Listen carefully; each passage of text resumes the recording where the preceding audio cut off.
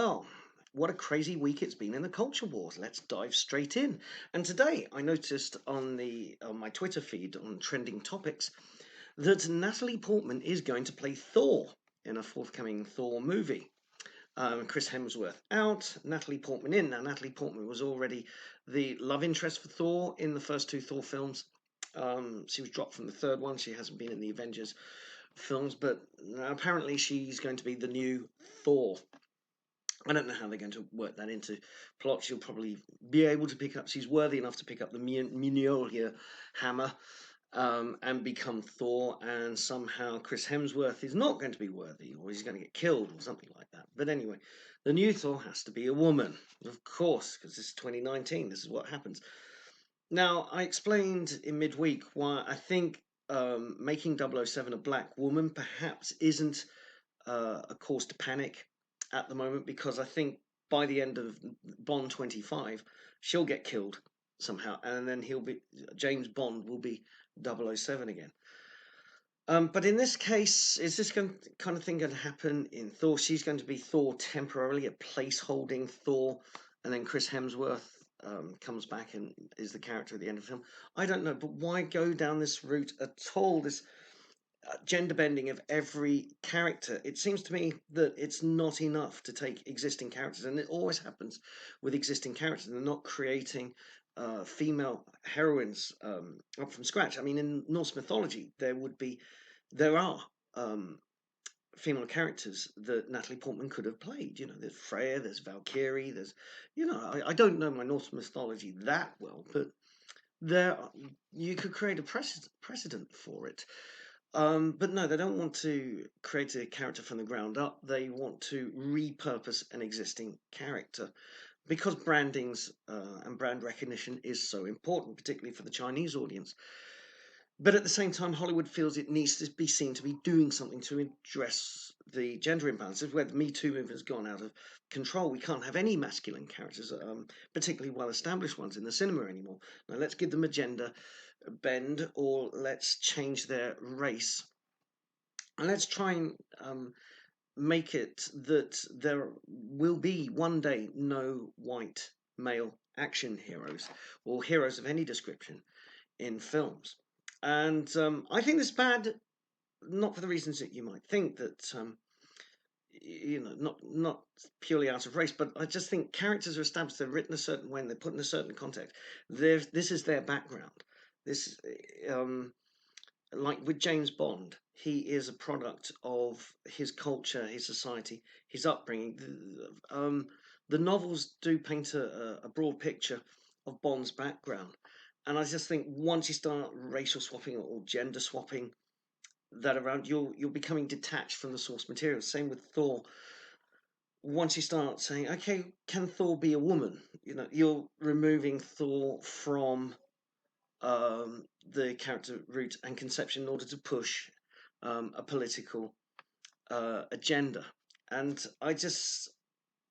my worry is now is, okay, well, I mean, I've checked out of Doctor Who, I've checked out of Star Trek, I've checked out of Star Wars. There's very little of the major pop culture of my life up to this point that I can now still watch, because I just feel it's pushing a political agenda I'm not comfortable with. It's mucking about with characters I've become associated with and familiar with, and have invested a lot of my time and my appreciation for. And I can't appreciate these things. I mean, the writing is terrible in most of these things. The writing in Doctor Who and Star Trek at the moment is abysmal. Star Wars as well. Bond's hanging in there. If he goes, I'm not a huge fan of the Marvel Cinematic Universe, but I will watch it for kind of popcorn fun. But if it starts becoming a chore, I found Black Panther to be quite a chore to watch, actually. And I hear Captain Marvel's even worse. So what's going to be left? I'm going to have to go back to my old DVD. So I've got all the old Bond films. I've got lots of old classic Doctor Who. I can go back and look at the way things were. I can watch William Shatner as James T. Kirk. But my worry is that with so much becoming stored on Amazon Amazon Prime, Netflix, streaming services. What's to stop those streaming services becoming woke and saying, no, no, you can't watch classic series Star Trek, it's problematic. And that back catalogue goes, and other, in order to combat white male patriarchy, we're going to have to get rid of the back catalogue of most films and TV shows throughout history. I can actually see that happening. So this this is not a good time for the entertainment industry. Well, thank goodness we got YouTube. Nothing could go wrong there. Next up, I could spend hours talking about Donald Trump versus the Squad, but I'm going to simplify it for everyone because there's a racist, you're a racist, we're a fascist, racist, blah blah blah blah blah blah. No, it's stripped down.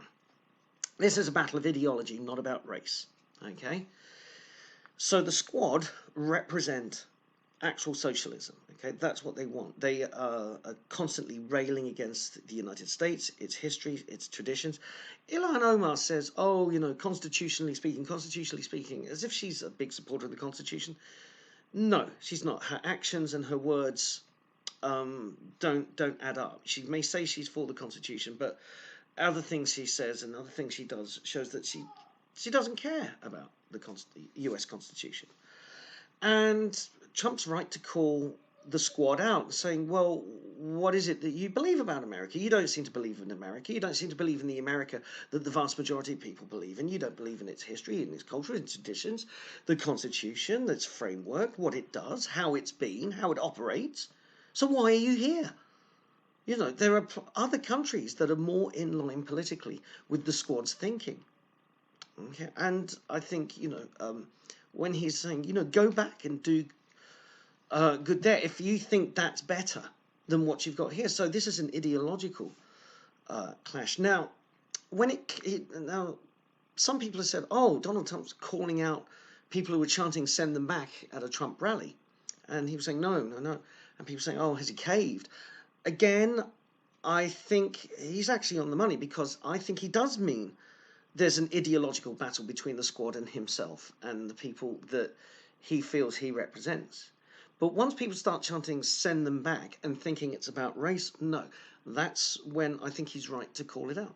So, Trump versus the Squad. It's a very simple issue, and it ain't to do with fascism. In UK news, the Brexit campaigner Darren Grimes went to court. He was, the Electoral Commission accused him of fraud, and a court found that he is innocent, and he was cleared, charges cleared. I follow Darren on Twitter. I think he's got a lot of good things to say, particularly if you are a leaver. But what's interesting about this is how all those journalists, pro-Remain journalists, have just basically smeared him and said he was guilty. Even before a judge's verdict came in, they were all saying he was guilty, and they wanted to see him fined or sent to prison and be hung up as an example of a Brexit liar. Okay, they all wanted to see him hung out to dry, and the court said no. And everybody from James O'Brien to Carol Cadwallader to Femi, they're all backtracking, all deleting their past tweets where they were saying Grimes was definitely guilty and he should have all this, the full punishment of the law come down on him. Now they're backtracking because the court has said no, he's done nothing wrong. He's not guilty of the charges that were leveled at him, and he goes free. So it's kind of mealy-mouthed. They shouldn't have done it in the first place. This is bad hack journalism. These aren't journalists. I don't care what awards Carol Cadwallader has won. She's not a journalist. She's an activist masquerading it as a journalist. That news, coupled with the news that the private lawsuit against Boris Johnson over the Brexit bus thrown out of court, this is good news. The law says nothing untoward has happened here, and I think this is just kind of the slap in the face that FBPE needs, frankly, because I think that the fact that they're engaging in the kind of smear tactics and lies themselves, and they don't see anything wrong with this, I think they just needed the cold, hard slap of the law to get them to stop, albeit temporarily. Speaking of our wonderful fourth estate, tweets went out. I think it was from the Daily Mail, but they said, and here is the young journalist who broke the Kim Darroch Donald Trump story. Ta-da! And it's interesting, they drive this young lad, who broke the story that Sir Kim's private comments at the communique to the British government were leaked and causing this rift between Britain and the United States. Isn't that wonderful? Isn't that wonderful? You little plucky, brave little journalist, you know. It's caused a major rift. And who leaked the documents? And most members of the public do not like to support this story. They may have sympathy for Kim Darroch, but basically they felt that this was a private thing, a diplomatic channel that we shouldn't have been intruding in on. And now a man has had to resign his job, and now we've got some diplomatic fallout with the United States that we really didn't need. But that's our press for you, isn't it? You know, they're just out of touch with the public. They're out of touch with proper journalism. They think this kind of tittle tattle style of journalism, trying to stir up a pot, is going to go down well with the public. I think the public have had enough of it, frankly. So this chap, was it Stephen Eddington? You know, here you go, a tiny clap for you and your work. But if the Fourth Estate cannot get their optics right on what the public interest is, spare a thought for Gerard Batten, the outgoing leader of UKIP, who tweeted lashing out at the Queen. You know, what's the use of the Queen? She's, constitutional monarch. We may as well have, I think, what did he call it? A Christmas tree, a totem pole, whatever it was. Just lashed out at the Queen, and bad optics. I mean, for one thing, she's 95 years old. What do you think she's going to do? Second of all, she's in a position that she's never had to be put in her life, sort of intervening politically, when she's done the entire career of not intervening politically. Now, I know David Starkey doesn't like Queen Elizabeth II because she doesn't get stuck in like her predecessors. But the role has had to change. These are shifting sands, having a look that sense of calmness and continuity when the whole political system, the party political system and the parliamentary political system, is in constant upheaval since World War II. That, she's not the one to fight that particular fight that Gerard Batten wants. But then I think Gerard Batten is going down the kind of ideological purity spiral, from what I've seen recently. Going off the Queen, no. As one of my followers and a great chap, Gammon Easter worshipper, put it, you may as well go after Julie Andrews or Bobby Charlton. It's just, you just don't do it. So this week sees the 50th anniversary of Apollo 11, the first man landing on the moon. I love spaceflight history. I'm fascinated by it. I've done a few videos on spaceflight on this channel. And it's a great achievement. Now, I'm not being sort of throwing myself about all these celebrations going, yay, because I do it pretty much most of the time. I could give you my recommendations for some fantastic channels that look at spaceflight on YouTube. I might do that as my midweek video. But so I didn't need to mark this week as anything particularly special because I've got volumes of books on the subject, and I've done videos, and I'm subscribed to loads of channels about it. And so, it's like when Father's Day comes around, what do you want to do for Father's Day? Well, just make it like every other day, really. It's all special. That's how I feel about Apollo 11's anniversary. But whilst it's great that people, particularly young people, are looking at this, which they will have known that man landed on the moon, but they may not have known all the details. And I think there's been some good stuff going around covering it.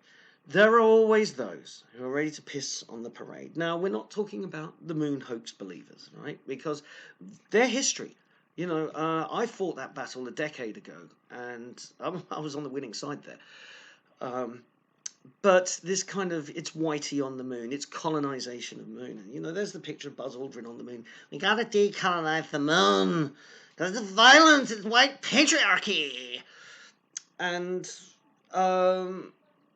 well, the funny thing is that all those American flags on the moon, right?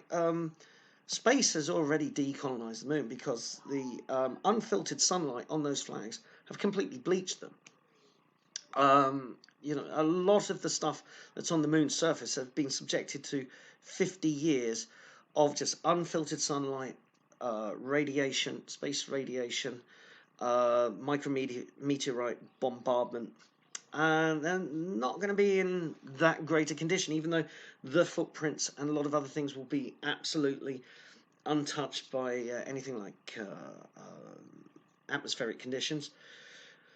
So they won't suffer from that, but they will suffer from all that sunlight and all that radiation, and kind of just even tiny specks of space debris just kind of raining down on the moon will take its toll on those sites. So, you don't have to purposely decolonize. They've worked out it would cost $30 billion to send somebody up into space to decolonize one of the original lunar landing sites, if you want to just physically remove everything that the Americans left there. So, and there's this whole thing about we should be somehow ashamed of it. This is a great technological triumph. There's a lot of stuff. Okay, there were no black astronauts. Okay. Right, well, they tried to have a couple of black astronauts in the 1960s. There were two candidates that NASA considered at one time. One was a chap called Ed Dwight. He was a captain in the US Air Force in the early mid-60s. And the Kennedy brothers in particular were very keen that Dwight be chosen as an astronaut by NASA. There was one problem. He wasn't a very skilled pilot. He had gone to the Air Force's own test pilot school, and he failed the course. And the Kennedys and other people in the Kennedy administration were saying, well, can't you pass Dwight? And the head of the course, who was actually Chuck Yeager, the first man to break the sound barrier, said, well, if I'm going to pass Dwight, I have to pass all the people who've also failed, but who scored higher, had higher test results than Dwight.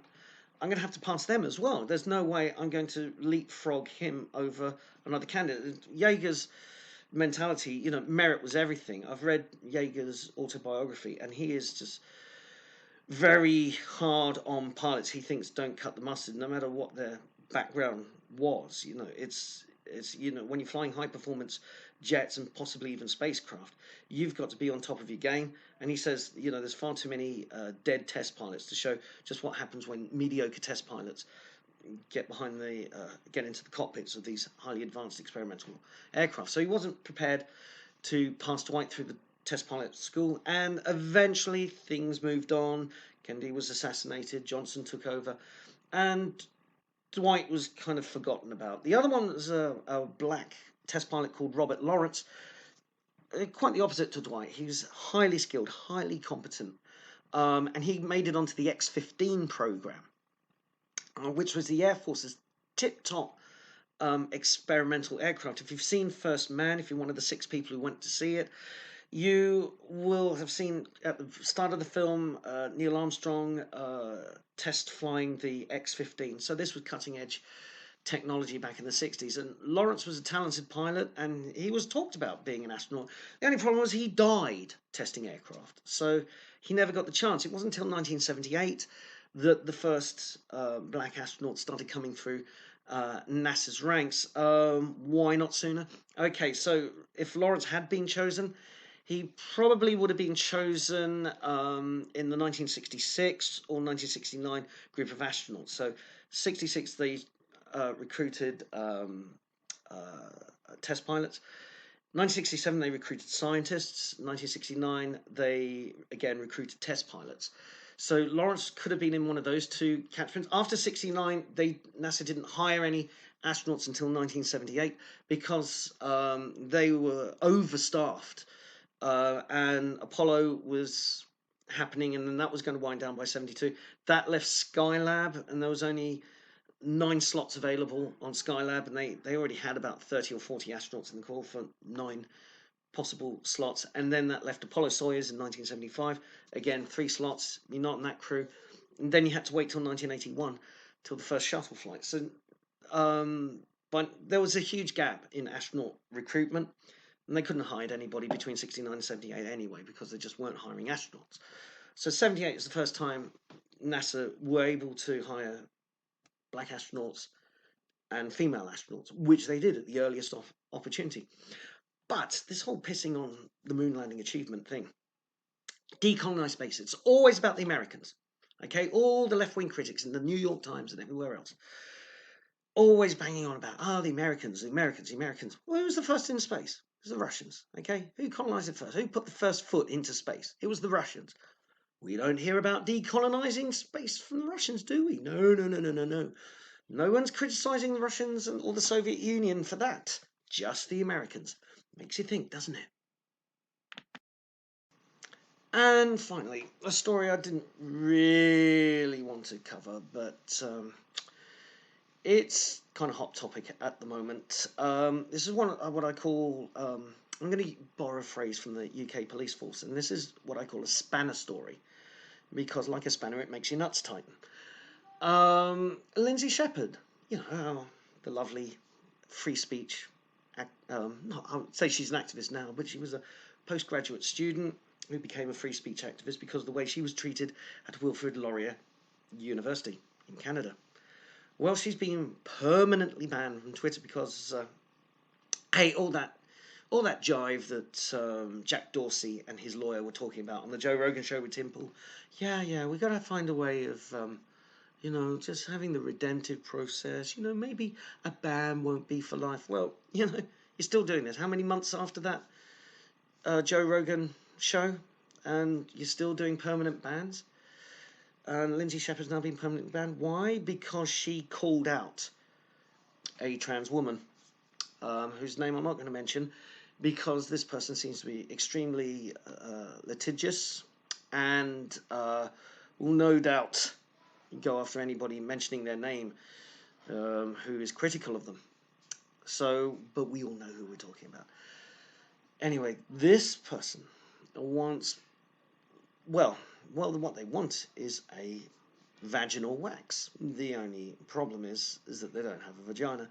Not only do they want a vaginal wax when they don't have a vagina, they don't want to go to a specialist beauty clinic to have it done. No, they want somebody to come to their house to have it done. Obviously, with this waxing process, some handling of the male genitalia. Oh, I forgot to mention that this trans person hasn't had any surgery or hormones, as far as I can tell. So, but we all know men have penises and testicles now, right? Don't we? I mean, this is just how it is in 2019.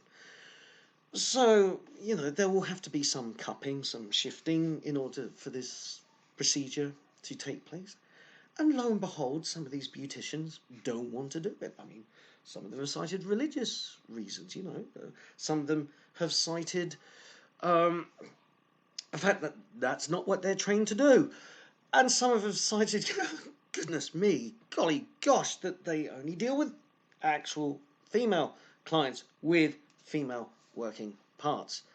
And this is beyond their job description, and how transphobic of them. So this is where we are, and it's interesting seeing the bizarre logic. I think I'm going to give the most bizarre tweet I've seen on this subject by somebody who's got FBPE after their name. So, they're kind of cross-platforming all these issues, fighting Brexit on the one hand, sticking up for trans women to have vaginal waxes. Such a all-encompassing guy, He's so broad-minded. But he said, well, doctors have to handle penises and testicles. Why can't beauticians? The words take and biscuit immediately spring to mind. Good night.